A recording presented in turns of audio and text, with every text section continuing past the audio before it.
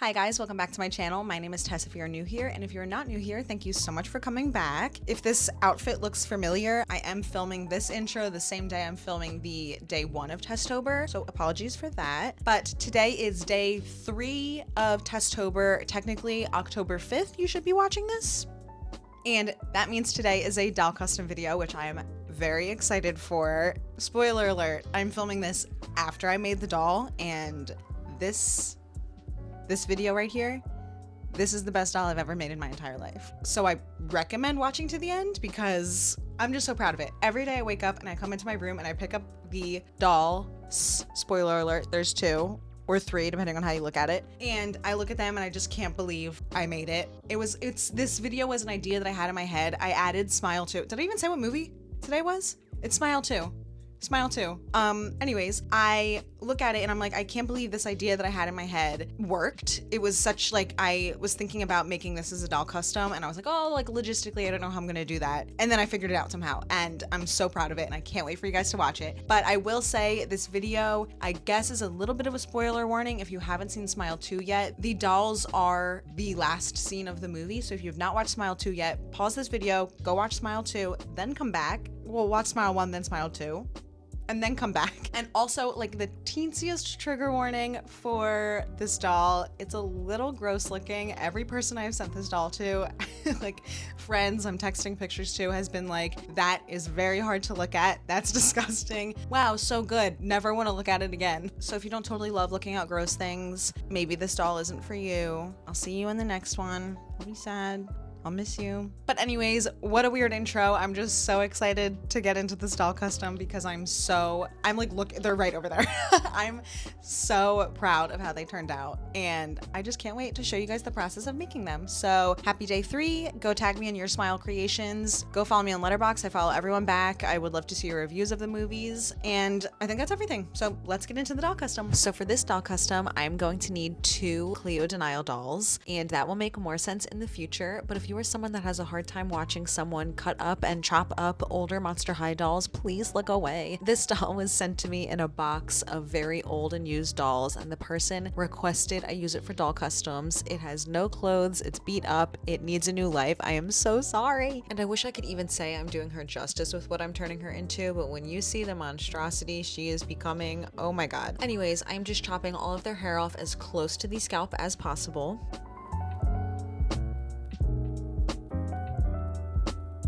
And once I do that, I'm going to take some hot water and I'm going to dip the dolls into the hot water to soften the head so it's easier to pop off of the neck peg. I'm going to repeat that for all 3 dolls.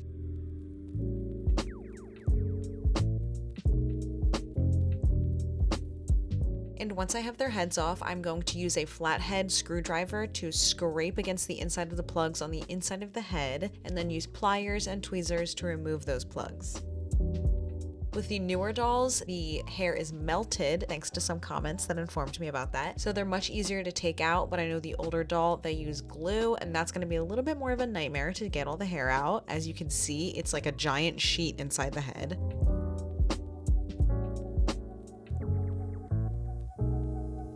But once I have them all cleaned out and washed with soap and water, I'm going to use 100% acetone to take off the factory paint. I always love doing the face in one go. But now that they're all nice and clean, it is time to start the doll deconstruction, I suppose. So if you are unfamiliar with Smile 2, we are following a character named Skye Riley, who is a pop star who has become cursed with this thing that's in Smile. I don't know, it's like this smile monster. But basically, I wanted to make Skye Riley, and then I was like, well, I need to make the smile monster too. So that is why I am chopping up these dolls. So I'm taking one of the Cleo Denial dolls and cutting her in half because in the movie, she bends backwards and this monster comes out of her torso, which is what I'm trying to figure out now. So I need to chop in half the other one to get the torso of the smile monster to come out of Skye Riley. Are you picking up what I'm putting down? And once I have all the dolls chopped up and sort of planned how I'm going to piece them together, I need to cut up the mouth of the Cleo Denial doll because the version of Skye that is bent backwards is actually smiling with her teeth, and the Monster High dolls do not do that. So I need to make that happen with some epoxy sculpt. So I'm just adding some teeth to her now open mouth that I cut out.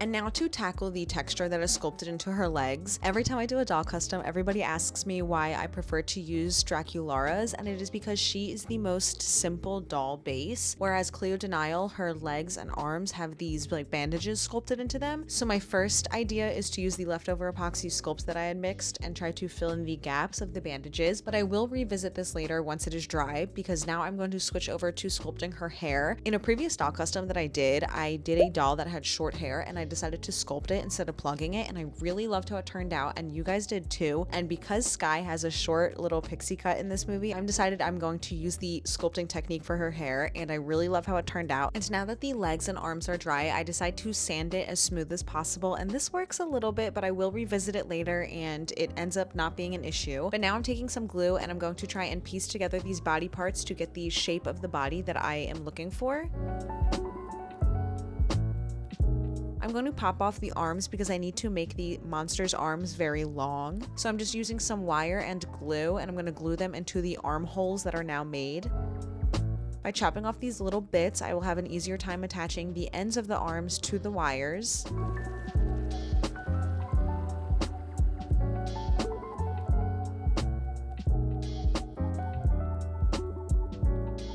And now I'm going to use more wire to make the torso even longer. So I'm adding glue inside both of the torsos and gluing the wire.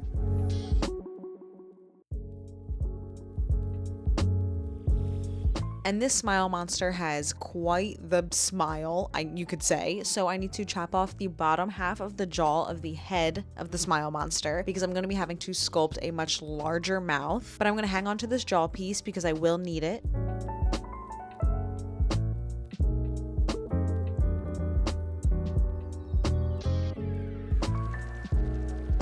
And using even more wire and more glue, I'm going to attach the bottom jaw just a little bit lower down.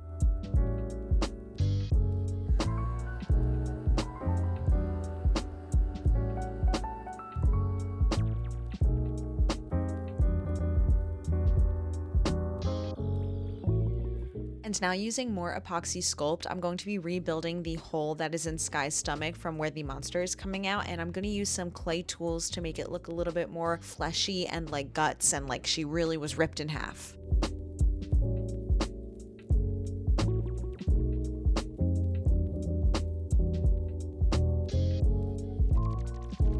And while that torso is drying, I'm now going to start sculpting her hair. This is just a very slow process of smoothing out little bits and pieces and then adding some strokes to make it look like hair. I find this so much easier than plugging and styling short hair like pixie cuts. I am not very good at styling hair to begin with, so styling a short do, it just would have not looked right. So being able to sculpt it and having full control over what it's gonna look like, I just find much more convenient. And now to paint it, I am just painting it this really light blonde with some darker roots. And I will repeat this on the second doll because there are two Skye Rileys.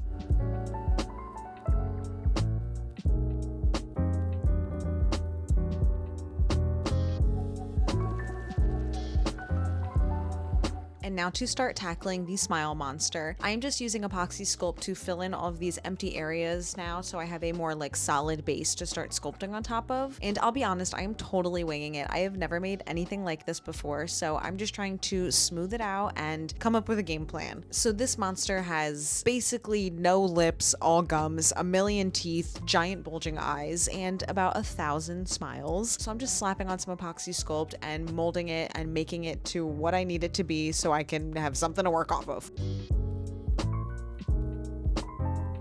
Then I get the idea that it would probably be easier to sculpt the teeth, let them harden, and when they're hard, add them to the structure. So I'm just taking some pliers now with the hardened teeth and shoving them into the soft gums.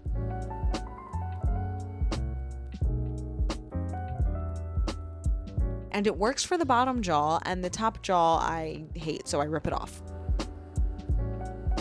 And after taking a week away from this doll because I'm so frustrated with how it is turning out, I decide to tackle the body instead. So I decided that papier-mâché would probably be my best bet, because if I were to build the whole body up with apoxy, it would be a very heavy doll. And I'm just using some Elmer's glue and mixing that with water, and then cutting up some newspaper strips so I have some pieces to add on top of my structure. And my structure is built up with aluminum foil, and then I'm using some masking tape so I have something that the newspaper strips can grip to. And I don't think I've papier-mâchéed since I was in kindergarten, so this really brought me back.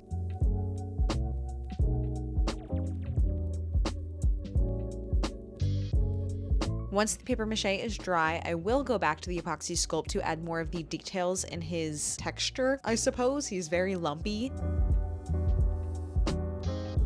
And once his body was done, I needed to face my fears and revisit his face, and you could tell how serious I was taking this because I paused my movie to focus on it. I decided to let the entire face dry and just glue the hardened teeth to the hardened face instead of trying to shove it into the soft epoxy, and this actually ended up working a little bit better, and I started to see the light at the end of the tunnel. And once I was happy with the sculpting, I painted it all white to have a nice clean base, and it was time to paint the details. With Trixie and Katya keeping me company in the background, of course. He's very red and bloody and gross colored, so I'm just going in with a very sheer coat of red, and then going in with lighter and darker shades of it to kind of build up the dimension of his crevices. Ew.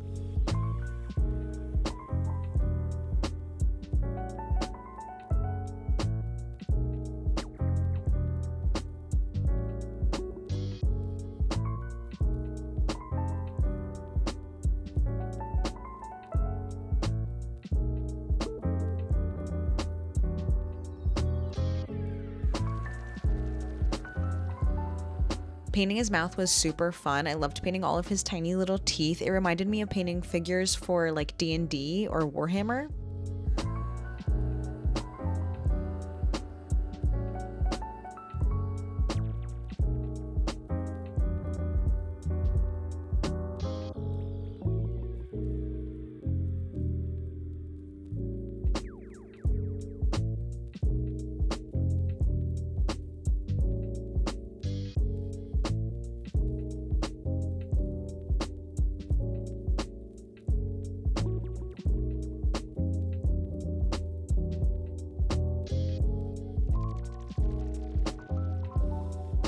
And once he's all painted, I'm going to cover him entirely with a gloss varnish. And now it is time to work on her outfit. This is probably the thing that has been making me put off working on dolls recently, because I don't know if you heard the terrible news, but getting fabric is not very easy right now. So I'm having to work with the fabric that I have. I'm actually trying this first using a t-shirt. Her outfit is very detailed. It is a very small pattern, so I knew I was not going to be able to like find that fabric in real life, and I knew I was going to have to either paint it or draw it. So I'm trying to use a white t-shirt, and that just does not work. So I switched to using this spandex material that I used for my Sue doll in my substance video. And so I cut out a little square and decided to test what acrylic paint would look like on it. So I tested on the sparkly part first, and then I tested on the not sparkly part, which would be the back of the fabric. And that actually ended up working fairly well. So I decided to sew her outfit using this pink spandex.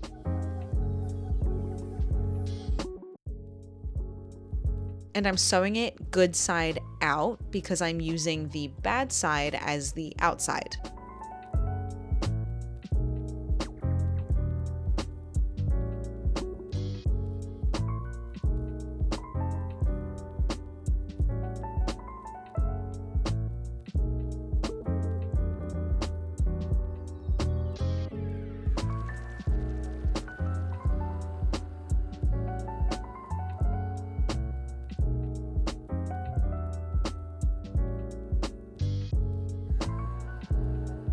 The first one I make is just a little bit too small, so I take the same pattern and I just cut it out a little bit larger.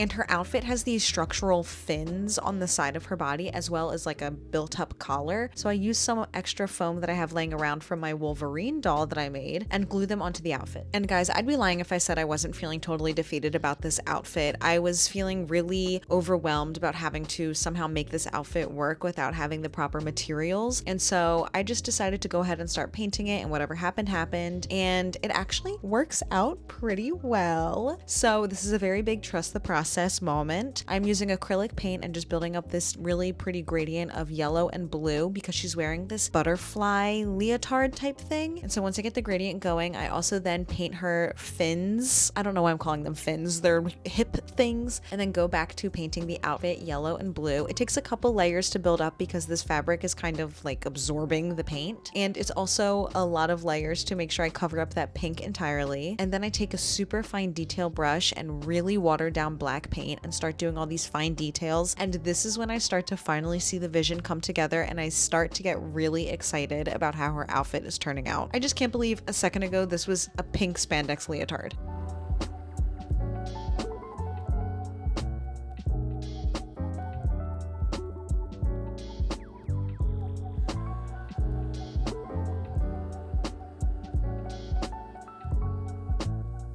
And when she is fully painted, I take some glitter and cover her whole outfit with it. And I am just so obsessed with how this turned out. When I tell you I was feeling so defeated, and then in a span of a couple hours was so excited about this doll, it was like a wild ride of emotions.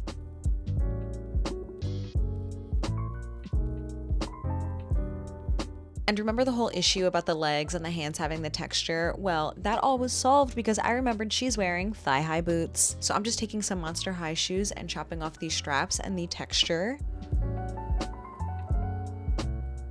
And sewing little socks out of the same spandex that I made her outfit with, because now I know that it takes paint very well and I can just paint them black.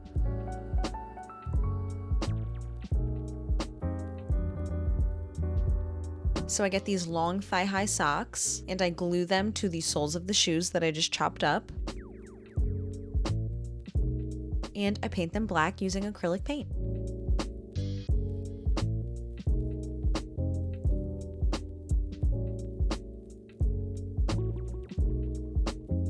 And the most gruesome part of this whole process is I have to do it all over again because there are 2 Skye Riley dolls. So I sew her outfit again, repaint it, remake the shoes.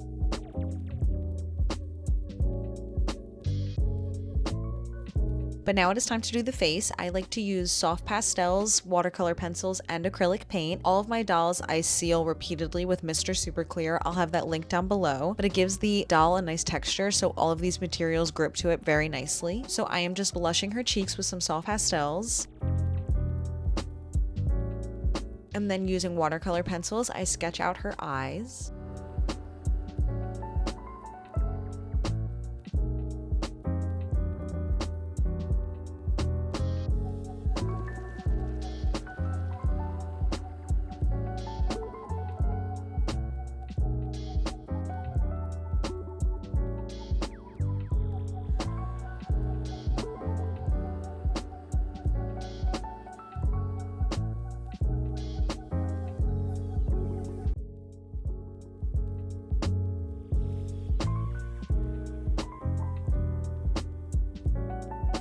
I love a doll with a fun makeup look, and she has such fun makeup. She's wearing neon green eyeshadow and then blue eyeshadow underneath, and this doll specifically, she just got through crying a lot, so she has tears streaming down her face.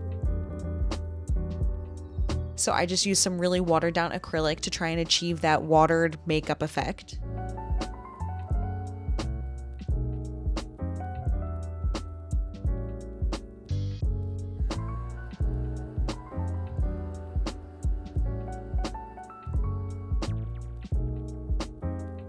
I'm just using acrylic for the rest of her eyes, and then I'll go in with watercolor pencils to add shadows and finer details.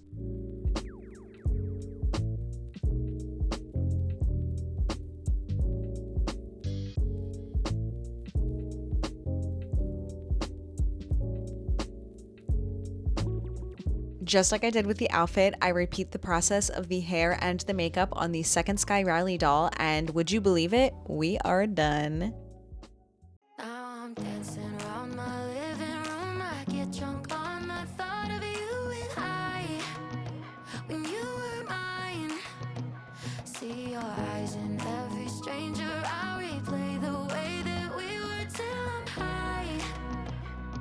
it's not right.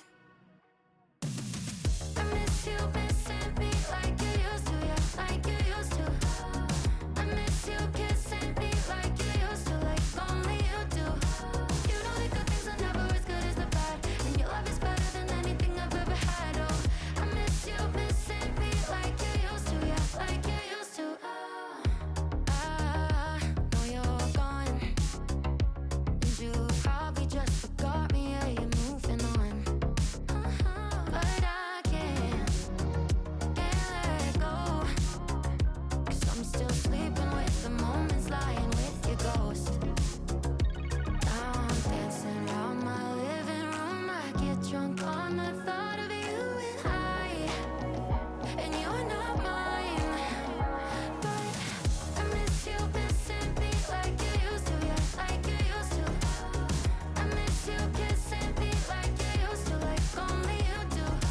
You know the good things are never as good as the bad, and your love is better than anything I've ever had. So there you have it, the dolls are done. I am so happy with how they turned out. I just like can't believe that this idea I had to make the smile monster actually worked out. I have a print of this doll as well as 3 stickers available in my shop that you guys can check out down below. If you made it this far in the video, thank you so much for watching. Subscribe, like, and leave a comment. And thank you so much for being here for day 3 of Tesstober, and I will see you guys for the rest of the month. Bye!